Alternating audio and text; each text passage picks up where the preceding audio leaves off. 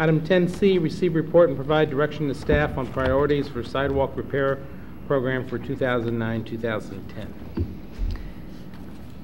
At the end of July, the Council approved to award the contract to a concrete repair contractor to work on our Phase 2 sidewalk repair program. At that time, during the presentation, I indicated that I will be back before you, making recommendation for your consideration on the priorities for Phase 2 repair, sidewalk repair program, and also to seek your direction on some other long-term policy question in regards to the sidewalk management and also right-of-way management. You have a very detailed and extensive report in front of you. I will just highlight a few points from that presentation and to ask your direction on those major points. As detailed in the staff report, this is Phase 2 of the sidewalk repair program. Based on the 2004 inventory, you gave already direction to the department on your expectation for Phase 1 of the implementation of the program. After the implementation of Phase 1, how you can see, still is a reasonably high number of damaged sidewalk which needs to be addressed by the city, and also a very high number of damaged sidewalk under the landowner's responsibilities also still needs to be addressed. Is a total of 701 location under the city's responsibility, and 2,100 location of the sidewalk need to be repaired under the landowner's, property owner's responsibilities. But I would like to ask you tonight to give us direction on the sidewalk repair priorities which will fall under the city's responsibilities, and also to give policy direction on our approach in regards to the property owner responsibilities, and also some long-term expectation for us on right-of-way maintenance responsibility and how to manage right-of-way maintenance issue for the city. On sidewalk repair priorities, our recommendation is at this time to fix the remaining 83 worst locations in the city. Then as the next priority, to address the damaged sidewalk and to proceed with the repair of those locations in the pedestrian emphasized zone area, and to apply the same principles to the ADA ramps throughout the city, and then to go to the next step, and based on the recommendation how to divide the city based on the number of damaged sidewalk locations on different neighborhood zones, to proceed and to start to repair those locations for neighborhood zone 4, as long as our funding will support. Probably it's our expectation that will not be repaired all of the location in neighborhood zone 4, but to repair as many locations is possible. You have here, based on intensity of damaged sidewalk, our recommendation of difference neighborhood zones, and how I indicated our recommendation is to proceed with zone number 4. And here you have the pedestrian emphasized zone as was established in our general plan approved last year. After your consideration on the specific priority on the sidewalk repair, our request also to give us policy direction on how to address the property owner's responsibilities. During our phase 1 discussion, when this program was started, your direction was to address first city's responsibility and to lead by example, and then to request the property owners to be part of the program based on volunteer basis. And also you indicated after the implementation of the phase 1, you will further consider how the city would need to approach the property owner's responsibility managing the sidewalk. As the sidewalk maintenance and overall the whole right-of-way management really is a quality of life issue for the city as a whole. It's a public safety, but also is a public health issue. How the sidewalk is maintained, how the whole environment in the city feels like and looks like. Reason why you have specific state law and placing responsibility to maintain the sidewalk in a good repair state, and also you have the city code, which basically states the same obligation for the property owners to maintain the sidewalk. And this is the policy direction what I am asking you to give us tonight. I will summarize our recommendation on the sidewalk repair priorities to address those 83 remaining worst locations, then to proceed and to repair the locations in the pedestrian emphasized area.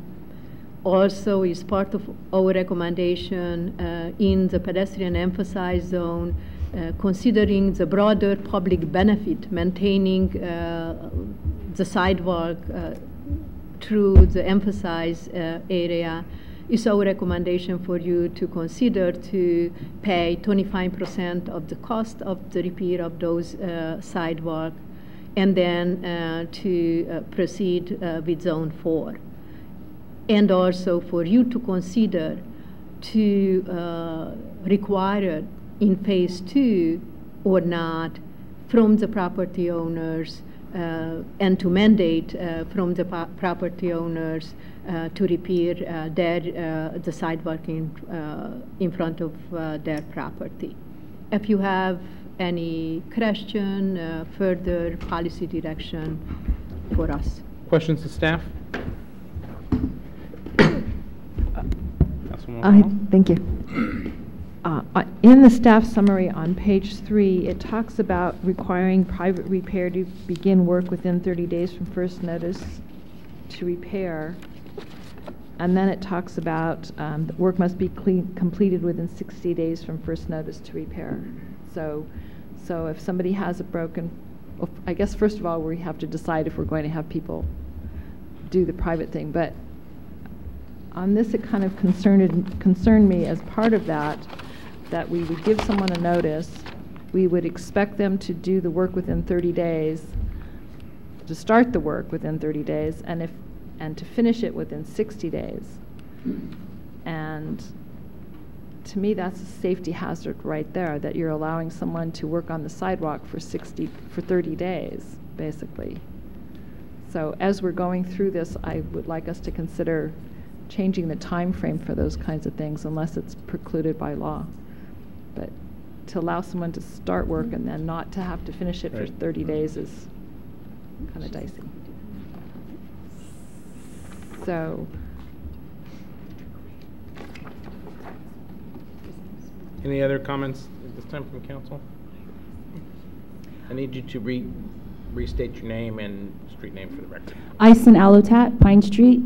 On the behalf of my family, I'd like to ask for some clarification. Is it your suggestion that you mandate that property owners fix the sidewalk in front of their homes and that we pay 75% of the costs to fix public property? Currently, the code requires all property owners adjacent to sidewalk to be responsible for repairing the property unless the property was damaged by a city tree. And part of the proposal is that there's a pedestrian zone that goes through the city that was shown on the map. A lot of it is El Camino, San Bruno Avenue, some of the areas where you would anticipate more pedestrians.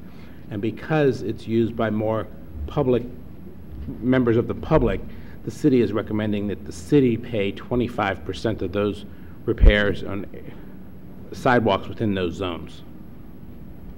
As a resident, I would request that perhaps the city pay 50% or 75% of the costs to repair the sidewalk, because if it's no fault to the resident or the property owner that the sidewalk is damaged, why should they pay for majority of the costs? Well, and that's what the code is right now, is that it's 100%. Thank you.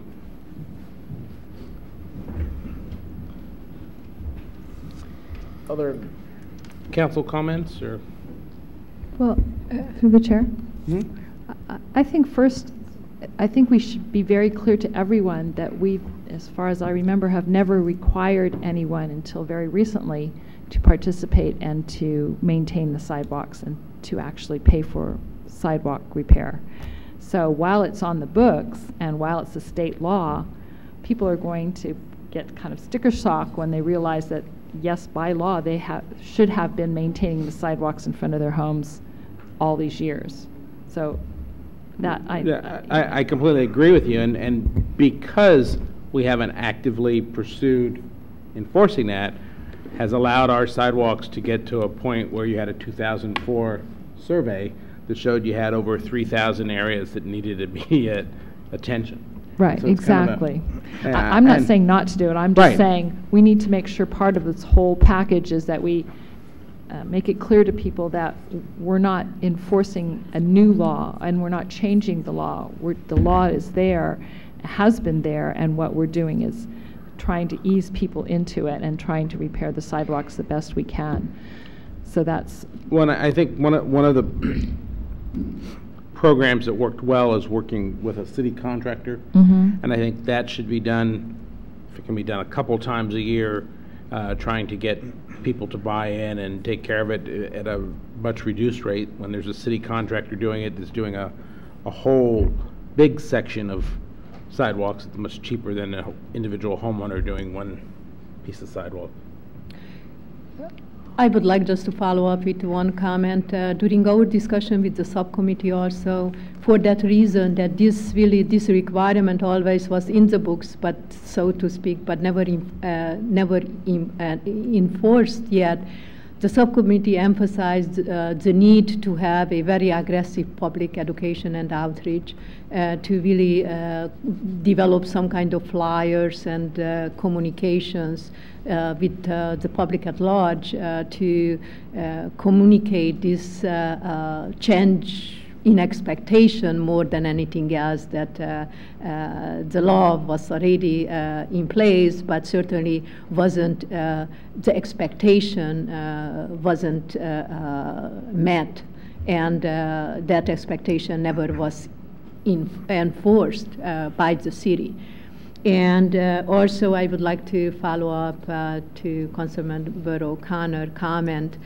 Was our intent to really give them 60 days and certainly these are details which can be improved and finalized, to really give them more time to basically to fulfill that expectation, that to give them longer time to address the sidewalk damage.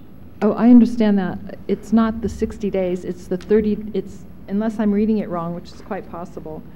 Above the 60 days, it says, require private repair to begin within 30 days from first notice. So you get a notice, you have 30 days to start, and then the next line says, the work must be completed within 60 days. So that allows 30 days of sidewalk to be up and exposed to more tripping hazards. So either say it has to be done within 60 days and take the 30 days away maybe. I don't know what the solution is, but well, I don't think you should have both of them together. The concern that you have is you're going to start homeowner weekend projects that you're going to dig it up one weekend and for 7 days it's going to be open, and I mean there has to be some type of control. Clearly if you went out and you were hiring a contractor, if they started within 30 days, they'd be well done before 60 days came along and you wouldn't have to worry about it. But if you've got the homeowner doing the project, you know, you could do a square at a time or frame it and not complete it. And I hear your comment, and certainly I will take back for further consideration and to shorten that time. Based on our procedure today, has to be a qualified contractor to work in the right-of-way. That the sidewalk can be repaired only just by a qualified contractor to guarantee the quality of work. Okay, and that might be something that needs to be more clearly explained and laid out in your education process with the public, okay? And certainly if you know, I don't think the council cares if you're even to say that it was going to be 90 days that it be completed within. I think a reasonable amount of time the council's certainly in favor of. It's just we've seen too many housing projects that get started and continue on and never get completed, and there's nobody that's walking across the front of the house, let alone now a sidewalk that you could have completely torn up and never getting completed and creating a hazard. Worse than the hazard that was there they set out to fix. Through the chair. Councilmember Medina? Sitting on the subcommittee with Councilmember Ibarra, one of our concerns was that this has been on the books. It is law, state and local. But again, those folks who have lived within their residence or in this community for decades have never been asked or broached with this subject. So it is a huge educational experience that is going to need to be done first and foremost. But the other thing too is that, you know, in 2007, there was a measure placed before the voters for monies to help offset and repair streets and sidewalks. And the voters spoke and it was defeated. And so the problem doesn't go away. The issue still needs to be addressed. And of course, as was pointed out, as time goes on, those things get worse, not better. The longer we hold off, the longer we wait, the worse it gets. So this is another reason we have going to have to move forward and address it and not push it off because it's not going to get any better anytime soon. This is a concern that we did have, and we're hoping that staff goes beyond the call. I mean, so that we could sit up here, and if the room should fill up, it's not that they didn't know about it, they didn't get a notice, they didn't understand, that it's something in simple terms, very specific and simplistic, so that anybody can understand, and it can walk them through the process and the procedures that are needed. We need to make it user-friendly, and that's a concern, so that we're speaking to the people so that they understand what's really before them and what the requirements may be. Any other comments from council? If I can make one follow-up comment that on the overall right-of-way maintenance issue, that this is just raised as a other policy issue for you to consider later on. Wasn't enough work done yet by staff to be able to come back to come with a recommendation to you, but certainly that's another policy question, but will require your future attention, like the planter strip maintenance and overall everything in the right of way, how it's maintained. Through the chair, I have one more comment. A few years ago, the city received grant money, or applied for a grant rather, and received money to purchase sidewalks made from recycled tires. And the purpose of those was to help impede the root system of trees so that they could help save mature trees while still fixing the sidewalks. I know some people love them because they're easy to walk on and they're cushiony. I know some people don't like them because they're an off color and they don't blend in with the sidewalks as much as they could. I think they're a fabulous use of tires, and I walk my dog on them all the time, and I think they're great to walk on. So I would like us to, as a side to this, continue pursuing grants. I know they are offered every year, and I'm also aware, and I will get you the paperwork as soon as I can, that the color that we have is not the only color that they come in. They do come in lighter colors, so maybe we can appease everyone and get a different color and find some places where that sidewalk can be used. Through the chair, just on that, since you brought that up, grants are good, and if there's other colors, that's great too. But I think if that were ever done again and it was going to be in front of someone's home, I think it is the responsibility of the city to go and ask that homeowner if that's the type of material that they'd wish, because they have to live with it, they have to see it, and if it's not aesthetically pleasing to them, it's not fair that that's what they need to live with either. I know it has a lot of positive qualities, but there are, as the Councilwoman said, there are many people who feel differently about the aesthetics of it and the different color of it. Okay. Oh, and I'm sorry, one more point. Okay. Speaking of sidewalks and color, there are a few glitches, and I guess, and there's different people who've done their sidewalks or had them done in different colors, and I don't mean dark gray or light gray, I mean pink and salmon and different colors, so I don't know what we want to do about that, and maybe as you're educating people about the whole aspect of it, it should be clear that it should be a gray color that blends in with the rest of the sidewalks. I'm assuming the council wants to do that. I will consider all of your comments, and the city certainly should have a standard how the sidewalk would need to look like, and I will take in consideration all of your great feedback tonight. Thank you. Thank you very much for a detailed report.